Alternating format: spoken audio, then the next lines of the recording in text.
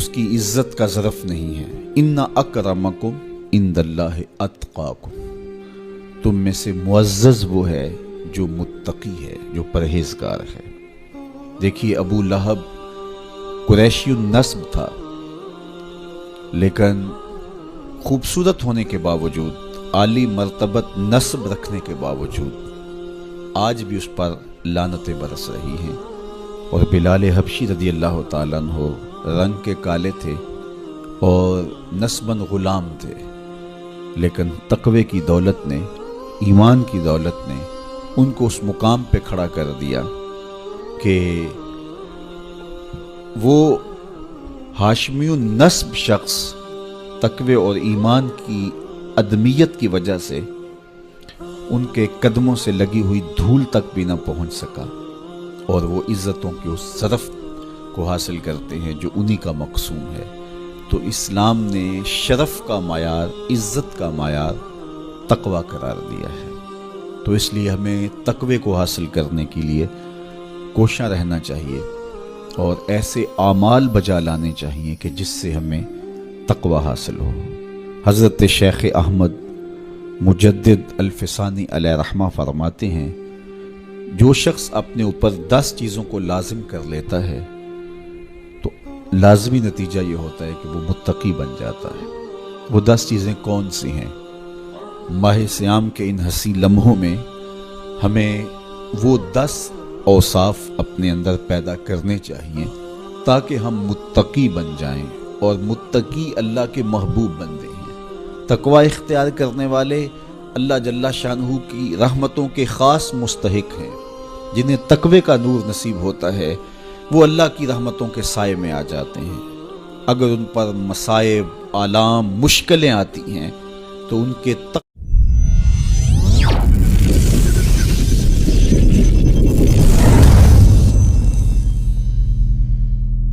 قیام کے ان حسین لمحوں میں ہمیں وہ 10 اوصاف اپنے اندر پیدا کرنے چاہیے تاکہ ہم متقی بن جائیں، اور متقی اللہ کے محبوب بندے ہیں۔ تقوی اختیار کرنے والے اللہ جل شانہ کی رحمتوں کے خاص مستحق ہیں۔ جنہیں تقوی کا نور نصیب ہوتا ہے وہ اللہ کی رحمتوں کے سائے میں آ جاتے ہیں۔ اگر ان پر مصائب، آلام، مشکلیں آتی ہیں تو ان کے تقوی کی وجہ سے اللہ انہیں راستے عطا کر دیتا ہے۔ وَمَن يَتَّقِ اللَّهَ يَجْعَل لَّهُ مَخْرَجًا وَيَرْزُقْهُ مِنْ حَيْثُ لَا يَحْتَسِبُ۔ اللہ اکبر۔ ارشاد فرمایا کہ جو اللہ سے ڈرتا ہے، تقوی اختیار کرتا ہے، اس کے لیے ہم مصیبت سے نکلنے کے راستے پیدا کر دیتے ہیں، اور اللہ جل شانہ اس کے لیے وہاں سے رزق عطا کرتا ہے جہاں سے اسے گمان بھی نہیں ہوتا ہے۔ تو یہ تقوی کا نتیجہ ہے جو اہل تقوی کو نصیب ہوتا ہے۔ تو حضرت شیخ نے 10 وہ امور بتائے جو اپنے اوپر لازم کر لینے سے تقوی نصیب ہوتا ہے۔ سب سے پہلی بات آپ فرماتے ہیں زبان کو غیبت سے بچائے۔ اتقاء کے حصول کے لیے زبان کو پاک کرنا ضروری ہے۔ انسان کے زیادہ تر گناہ اس کی زبان کی وجہ سے ہے، اور غیبت یہ بدترین عمل ہے، اور اس کو بدکاری سے بھی برا قرار دیا گیا۔ الغیبت اشد من الزنا۔ تو اپنی زبان کو غیبت سے بچائے۔ دوسری بات ارشاد فرمائی کہ بدظنی سے بچے، کسی سے خواہ مخواہ بدگمان ہو جانا، اور اپنے دل کو کسی کے لیے تو من الزنا، تو اپنی زبان کو غیبت سے بچائے۔ دوسری بات ارشاد فرمائی کہ بدظنی سے بچے، کسی سے خواہ مخواہ بدگمان ہو جانا، اور اپنے دل کو کسی کے لیے میلا کر لینا اور اس کی بدگمانی دل میں پالنا، تو یہ تقوی کے منافی ہے۔ تو کسی کی بدگمانی سے، بدظنی سے اپنے دل کو بچائے، زبان کو غیبت سے بچائے، دل کو بدگمانی سے بچائے، اور مسخرہ پن سے بچے۔ بات بات پہ ٹھٹھے مار کے ہنسنا اور اس طرح کی زندگی بسر کرنا۔ اور آج کل تو جب بھی دوست احباب اکٹھے بیٹھتے ہیں تو سنجیدہ اور متین باتیں کم ہوتی ہیں، زیادہ وقت لطیفوں میں ہی کٹ جاتا ہے۔ انسان کو خوش مزاج ہونا چاہیے، اس کی طبع میں شگفتگی ہونی چاہیے، لیکن شگفتگی، خوش مزاجی اور مسخرہ پن میں فرق ہے، اس کو سمجھنا چاہیے۔ سنجیدہ اور متین زندگی یہ مومن کی زینت ہے، انسانیت کا حسن ہے۔ اس لیے تقوی کے حصول میں مانع ہے مسخرہ پن۔ اگر کوئی شخص متقی بننا چاہتا ہے تو اس کو سنجیدہ اور متین بننا ہوگا۔ طبیعت کی خوش مزاجی یہ معنی نہیں ہے، لیکن مسخرہ پن اور چیز ہے، اس سے روک دیا گیا۔ چوتھی چیز حضرت شیخ احمد فرماتے ہیں کہ اپنی آنکھ کو حرام سے بچائے۔ اپنی آنکھ کی حفاظت کرنے سے تقوی حاصل ہوتا ہے۔ جب آنکھ خراب ہوتی ہے تو دل خراب ہوتا ہے، جب دل خراب ہوتا ہے تو پھر پورا بدن خراب ہو جاتا ہے۔ اس لیے وہ دروازہ جو کھلا ہے اور اس سے بدی شر اندر اتر رہی ہے، اور پھر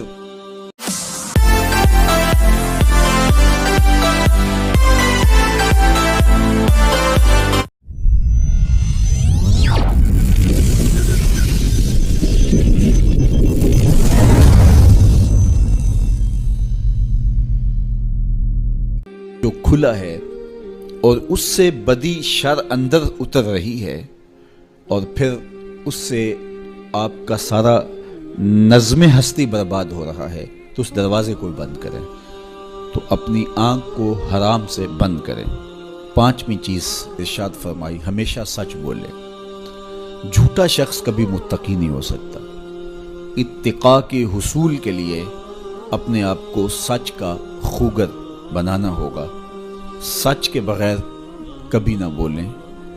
جھوٹ بولنے والے کی زبان سے شر پھیلتا ہے، اور جب کوئی شخص جھوٹ بولتا ہے تو حدیث پاک میں آتا ہے اس سے بدبو نکلتی ہے، جس کو عام لوگ تو نہیں سونگھ پاتے، لیکن اللہ کے فرشتے 1 میل دور پیچھے ہٹ جاتے ہیں۔ تو مومن سچا ہوتا ہے، مومن جھوٹا نہیں ہوتا، اور تقوی کے اصول کے لیے سچ شرط ہے۔ چھٹی چیز ارشاد فرمائی، ہر حال میں اللہ کا احسان مانو۔ جب کوئی بھی انسان پر بہتری آئے تو اس وقت یہ کہے کہ یہ میرے رب کا احسان ہے کہ مجھے یہ حاصل ہوا ہے۔ بہت سارے لوگ اپنی محنت کا نتیجہ قرار دیتے ہیں کہ یہ میں نے کیا تو اس کے نتیجے میں یہ ملا۔ بسا اوقات آپ کتنا سیدھا کام کر رہے ہوتے ہیں، کتنی محنت کر رہے ہوتے ہیں، لیکن نتیجہ اس کے برعکس آ رہا ہوتا ہے۔ سیدنا علی المرتضیٰ رضی اللہ تعالیٰ عنہ فرماتے ہیں، میں نے اللہ کو اپنے ارادوں کی شکست سے پہچانا، تو یہ اس کی کرم نوازی ہے کہ اس نے ایسا کر دیا۔ صحت میرا کمال نہیں، یہ اللہ کی عطا ہے۔ علم میرا کمال نہیں، یہ اللہ کی عطا ہے۔ لہجوں کی خوبصورتی یہ اس کی عطا سے ممکن ہے۔ اس نے آنکھوں میں روشنائی رکھی، اس نے توفیق عمل نصیب فرما دی، اس نے اچھائی کی راہوں پہ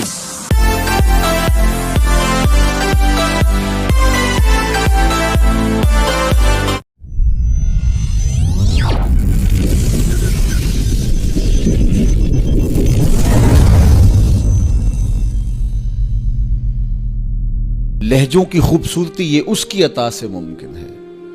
اس نے آنکھوں میں روشنائی رکھی، اس نے توفیق عمل نصیب فرما دی، اس نے اچھائی کی راہوں پہ گامزن کیا۔ ماہ صیام میں روزہ رکھنے کی توفیق ہوئی، صلاۃ التراویح میں حاضری کا موقع میسر آیا، دیگر صالح اعمال تلاوت کلام مجید نصیب ہوئے، تو مت سمجھے کہ یہ کوئی میرا کمال ہے۔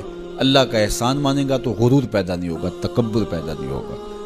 تو ہر حال میں اللہ کا احسان مانے، جو بھی خیر اس کو ملے وہ کہے یہ میرے رب کی طرف سے ہے، اور اگر اس کا کرم نہ ہوتا تو یہ عمل مجھے نصیب نہ ہوتا۔ اور کتنے عمل ہیں کہ نصیب ہونے کے بعد عجب سے، تکبر سے، ریاکاری سے برباد ہو جاتے ہیں۔ کیتی کتری پئی کھو محمد تے سکہ بنیا زردہ، کتنے عمل ہیں کہ برباد ہو جاتے ہیں، تکبر آ گیا، عجب آ گیا، ریاکاری آ گئی، تو یہ اس کی طرف سے ہی ہے۔ تو جب یہ کہے گا تو عجب تکبر غرور کچھ پیدا نہیں ہوگا، تو پھر عمل قبول ہوگا اور انسان تقوی کی منزل تک پہنچے گا۔ 7ویں چیز، اپنا مال راہ حق میں خرچ کرے، ناحق راستے پر ایک درہم بھی خرچ نہ کرے۔ کمایا ہوا مال راہ حق میں خرچ کرنے سے اتقاء کی دولت نصیب ہوتی ہے۔ اللہ قیامت کے دن بندے کے قدم اپنے حضور سے ہٹنے نہیں دے گا جب تک اس سے 3 سوال نہیں کر لے گا۔ ان میں سے ایک سوال یہ ہوگا کہ مال کمایا کہاں سے، مال خرچ کہاں کیا۔ جس طرح مال حلال کمانا ضروری ہے، مال کو جائز جگہوں پہ خرچ کرنا بھی ضروری ہے، حق کے راستے پہ خرچ کرنا بھی ضروری ہے۔ اس لیے یہ اپنی طبع کے اندر لازم کر لے کہ کبھی بھی اس کا مال کسی ناجائز اور فضول کام میں خرچ نہ ہو، راہ حق میں اس کا مال لگے۔ 8ویں چیز، نفس کے لیے کبھی بڑائی بلندی نہ چاہے، اس سے طبیعت میں سرکشی آئے گی اور تقوی کے راستے میں یہ عمل مانے ہے۔ اور نمازوں کی حفاظت کرے۔ نمازوں کی اگر حفاظت نہیں کرتا تو باقی سارے عمل اس کے پاس ہیں، تو وہ متقی کیسے بن سکتا ہے؟ کیونکہ یہ تو اسلام کا بنیادی فریضہ ہے جو اہل ایمان پر لازم کیا گیا ہے، جو کسی صورت کے اندر بھی حتیٰ کہ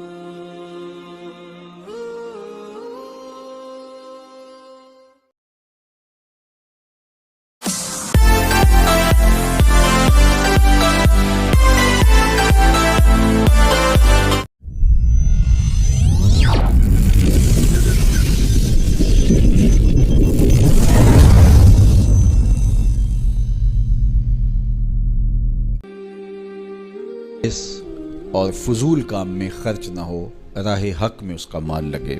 8ویں چیز، نفس کے لیے کبھی بڑائی بلندی نہ چاہے، اس سے طبیعت میں سرکشی آئے گی اور تقوی کے راستے میں یہ عمل مانے ہے۔ اور نمازوں کی حفاظت کرے۔ نمازوں کی اگر حفاظت نہیں کرتا تو باقی سارے عمل اس کے پاس ہیں، تو وہ متقی کیسے بن سکتا ہے؟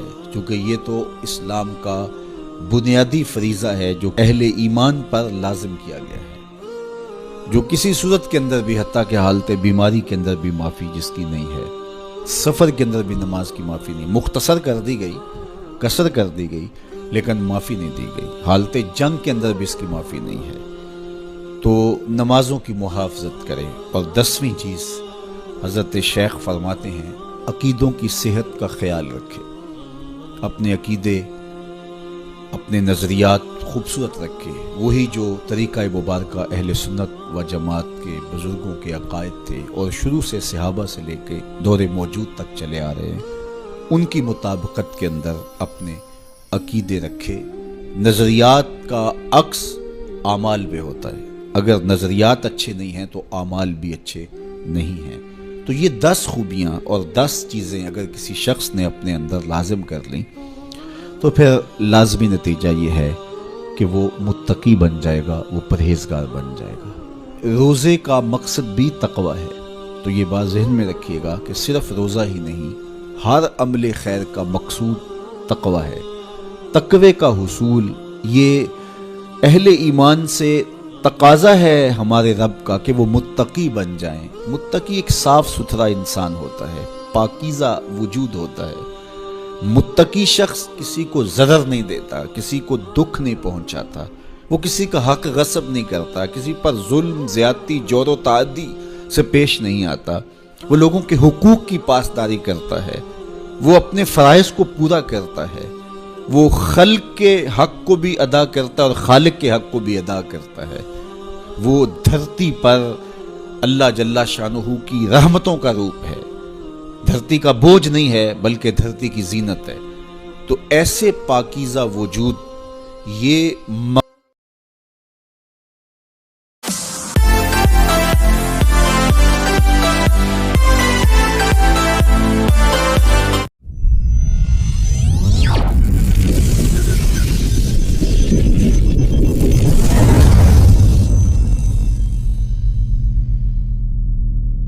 دھرتی کا بوجھ نہیں ہے بلکہ دھرتی کی زینت ہے۔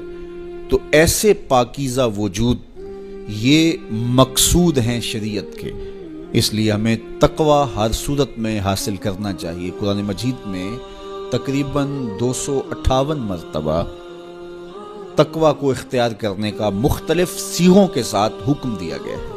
تو اب آپ اندازہ کیجئے یہ کتنی اہم شے ہے جس کا تقاضا اہل ایمان سے کیا گیا ہے۔ تو اللہ جل شانہ کی بارگاہ میں میری دعا ہے جملہ ناظرین کے لیے، ناظرات کے لیے، آپ سب لوگوں کے لیے، اپنے لیے، اپنے ساتھ جڑے ہوئے تمام لوگوں کے لیے کہ اللہ سب کو اتقاء کی دولت نصیب کر دے۔ یہ زندگی بے مقصد نہ گزر جائے۔ ہم جس مقصد کے لیے آئے ہیں ایسا نہ ہو کہ ساری زندگی گزار کے چلے جائیں اور خالی دامن لے کے اللہ کے حضور پیش ہوں۔ نہیں، اس دامن کو تقوی کے نور سے بھر کر اس کے حضور پیش ہو، لیکن اس کے فضل پہ آس ہو، مغرور نہ ہونا، جو میسر آ جائے اس کو اللہ کا احسان سمجھنا، اور اس کے حضور کہا مالک مجھ سے تو یہی ہو سکا ہے، اور یہ بھی میری کوتاہیاں اور میری کمزوریوں کے ساتھ ہے سب کچھ، تو اپنے کرم سے میرے پہ رحم فرما۔ تو اللہ تعالیٰ کو ایسا بندہ بڑا پسند ہے جو اس کو راضی کرنے کی کوشش میں لگا رہتا ہے ساری زندگی۔ آپ کے پاس ایک ملازم ہے اور وہ کمزور ہے، لیکن سارا دن کوشش میں لگا رہتا ہے، کبھی وہ دیواریں صاف کر رہا ہے، کبھی وہ آپ کے دروازے پر کپڑا لگا کے اس کو صاف ستھرا کر رہا ہے، کبھی پانی آپ کو پیش کر رہا ہے، کبھی آپ کی گاڑی کو کپڑا لگا کے صاف کر رہا ہے، کبھی اور آپ کے کام میں لگا ہے، اور وہ کمزور ہے، کبھی بیچارہ تھک کے دھوپ میں بیٹھ بھی جاتا ہے، کبھی اس سے ہوتا ہے کبھی اس سے نہیں ہوتا، لیکن وہ نیت سے برا نہیں ہے، ہر وقت اس کی کوشش ہے کہ صاحب مجھ سے راضی ہو جائیں۔ تو آپ اس کی بہت ساری کوتاہیاں معاف کر دیتے ہیں، وہ کہتے ہیں یار کمزور ضرور ہے لیکن نیت کا ماڑا نہیں ہے۔ تو یار اگر ہم نیت کے ماڑے نہ ہوں، ساری زندگی اللہ کو راضی کرنے کے لیے گزار دیں، تو وہ بھی تو دیکھ رہا ہے یہ میرا بندہ ہے۔ میرے شیخ کامل کا ایک شعر مجھے ابھی یاد آیا کہ دلوں میں بری نہیں نہ نیتوں بری میں، دلوں میں بری نہیں نہ نیتوں بری میں، گناہ میں تو ہو جاندے لاچاریاں۔ اگر پھر بھی کوئی گناہ ہو جائے تو اللہ کریم ہے، رؤوف ہے، معاف کرنے والا ہے۔ تو تقوی کا یہ بھی نتیجہ ہے، اس کا ثمرہ ہے کہ آپ سے گناہ سرزد ہو جائے تو آپ کو فوراً توفیق توبہ مل جاتی ہے۔ اگر یہ صالح اعمال آپ بجا لاتے ہوں تو زندگی کے اندر گناہوں کا سرزد ہونا ممکن ہے، لیکن متقی شخص سے گناہ سرزد ہو جائے تو وہ فوراً رجوع اللہ کرتا ہے، فوراً اس کو توفیق توبہ نصیب ہو جاتی ہے، اس کو کھٹکنے لگتا ہے کہ مجھ سے کچھ ہو گیا ہے، تو وہ بے چین ہو جاتا ہے۔ تو آئیے میں اور آپ اپنی زندگیوں میں تقوی کے نور کو بھر لیں۔